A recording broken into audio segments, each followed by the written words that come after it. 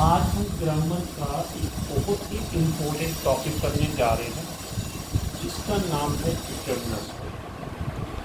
ये एक ऐसा टॉपिक है जो आपका एडिटिंग ऑमिशंस में सबसे ज़्यादा यूज़ जो है होता है।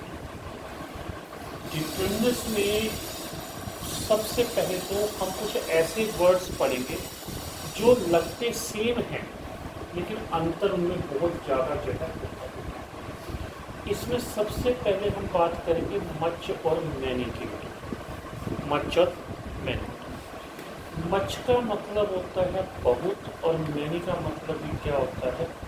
बहुत। मच का मतलब क्या होता है? बहुत। और मैनी का मतलब भी क्या होता है? बहुत। मच आपने यूज़ करना होता है फॉर क्वांटिटी। क्वांटिटी का मतलब हो गया कि जिस चीज़ को आप माप सकते हो, जिस चीज़ का आप वेट कर सकते हो, यानी कि करेंसी की बात कर रहे हो, वेट की बात कर रहे हो या डिस्टेंस की बात कर रहे हो। अब पानी है, आप उसको मेज़र कर सकते हो लेकिन उसकी नंबर नहीं बता सकते। करेंसी है, नोटों को गिना जा सकता है लेकिन उनकी गिना नहीं जा सकता, उनकी वैल्यू जो है बताई जाती है। नोटों की केवल जो है वैल्यू बताई जाती है, उनको रियलिटी में क्या होता है गिना जो है मतलब कि नहीं जाता। जबकि मैनी हमने कहाँ यूज़ करना होता है? फॉर नंबर्स के लिए। नंबर्स का मतलब हो गया जिस चीज़ को आप 1 2 3 की फॉर्म में काउंट कर सकते हो। Countable things. जिस चीज़ को 1 2 3 की फॉर्म में काउंट कर सकते हो उसके लिए आपने क्या करना होता है? मैनी वर्ड जो है आपने जो है लगाना होता है। जैसे मान लीजिए सपोज ये आ गया, I have not much money in my pocket. मेरी पॉकेट में ज़्यादा पैसे जो है नहीं। I have not much money in my pocket. There is not much water in the pond. तालाब में ज़्यादा पानी जो है नहीं। There is not much water in the pond. फिर इसी कैटेगरी में आते हैं लिटिल एंड फ्यू।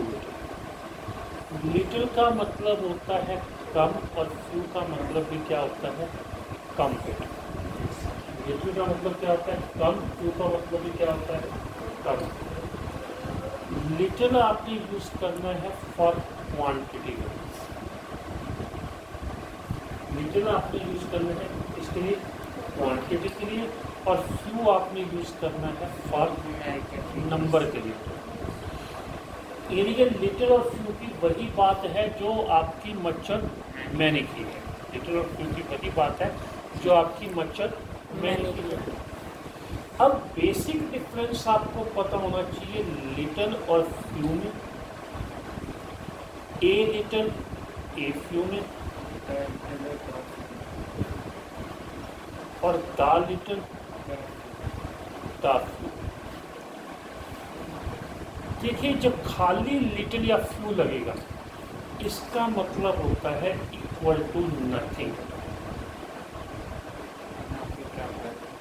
मतलब बिल्कुल ही ना के बराबर। बोला नहीं। लिटिल या फ्यू का मतलब क्या होता है? बिल्कुल ही ना के बराबर। ए लिटिल या ए फ्यू का मतलब क्या होता है? At least something. एटलीस्ट समथिंग मतलब ज़्यादा नहीं है, कुछ है, कुछ है। और द लिटिल या द फ्यू का मतलब होता है लिटिल और फ्यू बट ऑल। मतलब कहीं ना कहीं इसमें क्या होगा? ऑल का टच जो है आएगा। कहीं ना कहीं इसमें क्या होगा? ऑल का टच जो है डेफिनेटली आएगा। फॉर एग्जाम्पल लगा लीजिए, जैसे मान लीजिए आप आई एम अ न्यू कमर इन चंडीगढ़। मैं चंडीगढ़ में क्या हूँ? नया नया जो है आया हूँ। I have dash friends here. अब वो कहता है कि मैं चंडीगढ़ में नया नया आया हूँ, तो मेरे वहाँ दोस्त कितने होंगे, ना के बराबर होंगे, तो आप क्या लगाएंगे, few. I have few friends. अब मान लो मैं कहता हूँ कि I have never studied chemistry, मैंने केमिस्ट्री कभी पढ़ी ही नहीं है, तो मेरी नॉलेज कितनी होगी उसके बारे में, I have dash knowledge about it, तो मेरी नॉलेज उसके बारे में कितनी होगी, little, I have little knowledge about it. आप एक प्रोवर्ब पढ़ते हो, कौन सी वाला, a little knowledge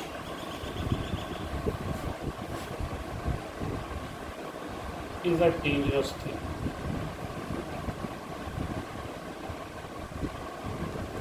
a little knowledge is a dangerous, मतलब यहाँ कुछ नॉलेज है, ज़्यादा नहीं है लेकिन कम है, और वो नॉलेज हमेशा क्या होती है, खतरनाक होती है। अब बात आती है द लिटिल या द फ्यू, उसमें मैंने क्या बताया, कहीं ना कहीं ऑल की सेंस जो है होती है, ऑल की सेंस होती है। अब ऑल की सेंस कैसे होगी, देखिए जरा, I have read dash books, I have, वो कहते हैं I have read dash books, I have read the few books I had, कि मेरे पास जो थोड़ी बहुत बुक्स थी वो सारी बुक्स ही मैंने क्या किया है, पढ़ ली। जो मेरे पास थोड़ी बहुत बुक्स थी वो सारी बुक्स ही मैंने क्या किया है, पढ़ ली। समझाए ना? इसी प्रकार से एक और देख लीजिए sentence, I have spent the little money I have, कि मेरे पास जो थोड़े मोटे पैसे थे वो सारे पैसे ही मैंने क्या किया, खर्च कर दिए। I have spent the little money I have. Then उसके बाद आता है सम और एनी। सम का मतलब क्या होता है, कुछ, एनी का मतलब क्या होता है, कोई भी। देखिए सम जो बेसिकली यूज होता है वो होता है ज़्यादातर पॉजिटिव फॉर्म, उसके पॉजिटिव फॉर्म। सम यूज करना है पॉजिटिव फॉर्म में, और एनी यूज करना होता है यूज्ड इन नेगेटिव और इंटेरोगेटिव फॉर्म। सम आप यूज करते हैं पॉजिटिव फॉर्म में, और एनी यूज करना होता है आपने नेगेटिव या इंटेरोगेटिव फॉर्म। नेगेटिव मतलब नॉट वाले सेंटेंसेस, और इंटेरोगेटिव मतलब जो जिनके लास्ट में क्वेश्चन मार्क लगा होता है, जैसे have you any new message to send,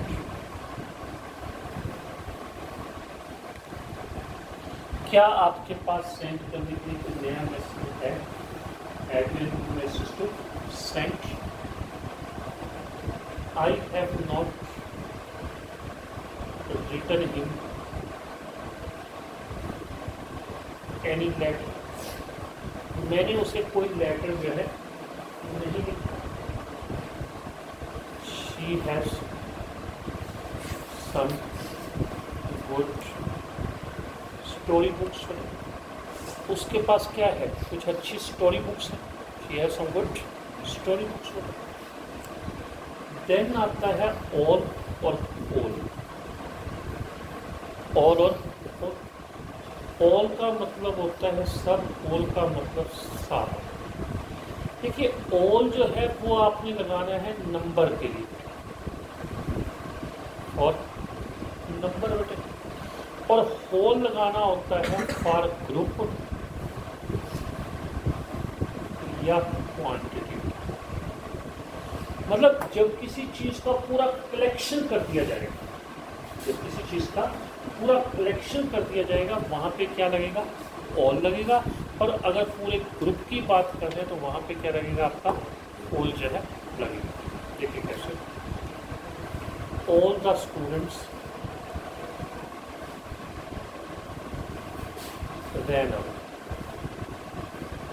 सारे बच्चे भाग। अब स्टूडेंट्स हैं, आप उसको काउंट कर सकते हो 1 2 3 की फॉर्म में। और मान लो इसी को मैं ऐसे कहूँ, the whole class ran away. अब क्लास क्या बन गया, पूरा एक ग्रुप बन गया। तो यहाँ पे क्या लगाना पड़ा हमें, होल लगाना। मतलब जैसा सेंटेंस होगा, जैसे आप एडिटिंग में देखोगे, उसके अकॉर्डिंगली आपको ये यूज जो है करना जो है पड़ेगा। क्लियर होगा। फिर हमारा आता है अदर और अनदर वे। अदर और अनदर दोनों वर्ड्स का मतलब होता है दूसरा। अदर का मतलब भी दूसरा होता है, अनदर का मतलब भी क्या होता है, दूसरा होता है। देखिए, अनदर को सेंस में यूज करते हैं, used in sense of one more. Used in sense of one more मतलब एक और। मतलब जैसे सपोज अब आपके घर में कोई मेहमान आया है, काफ़ी देर होगी बैठे हुए, एक बार वो चाय पी चुका है, एक बार चाय वो पी चुका है, आप दोबारा उससे कैसे पूछोगे, would you like to have another cup of tea.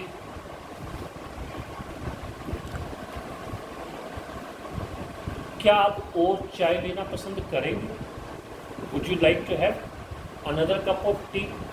क्या आप और चाय लेना पसंद करेंगे, एक बार वो पी चुका है। इसी प्रकार से मान लो मैं कहता हूँ कि बोट अनदर मोबाइल। अनदर मतलब एक मोबाइल उसके पास ऑलरेडी है, एक और उसने खरीदा, एक और उसने खरीदा। और जो अदर है वो सिंपल वे में यूज होता है, उसका मीनिंग के हिसाब से लगाना होता है। सिंपल वे, जैसे who was the other boy except you.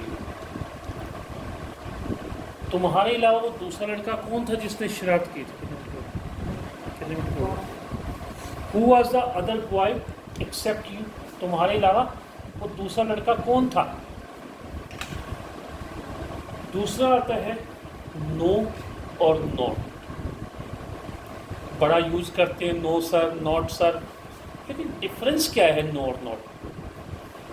Hindi में तो दोनों का मतलब नहीं है, फिर यूज कहाँ है। देखिए, नो जब आप लगाते हो तो उसमें एनी का मतलब बीच में होता है, नॉट एनी। एनी का मतलब जो है बीच में चलेगा, और नॉट का मतलब खाली नॉट। मतलब जब आप नो लगा रहे हो ना, तो आप ये मान करके चलना कि उसमें एनी का मतलब इंक्लूड हो रहा है। फॉर एग्जाम्पल,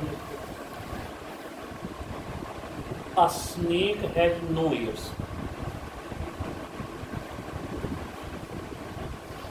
सांप के कान नहीं होते, a snake has no ears. और इसी सेंटेंस को अगर मैं नॉट लगा के कहूँगा तो अ snake has not any years. ये डिफरेंस है नो और नो।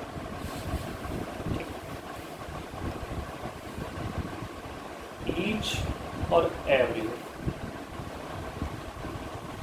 ईच का मतलब होता है प्रत्येक, और एवरी का मतलब भी क्या होता है, प्रत्येक। ईच में आपने क्या करना होता है, इंडिविजुअल। It's stressed. ईच के केस में आपने क्या करना होता है, इंडिविजुअल पर जोर देना है, एक एक पर्सन पे स्ट्रेस करना होता है। और एवरी के केस में क्या करना होता है, used for two, for more than two. जब दो की बात कर रहे हैं या दो से ज़्यादा की बात कर रहे हैं तो वहाँ पे आप क्या लगाओगे, एवरी लगाओगे। जैसे each boy watch reward. Each boy was reward, हर लड़के को इनाम जो है दिया गया।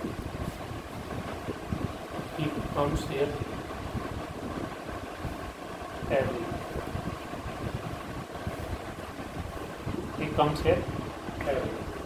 आज के लिए आपके लिए इतना सफिशिएंट है, बाकी कल करेंगे स्टॉप।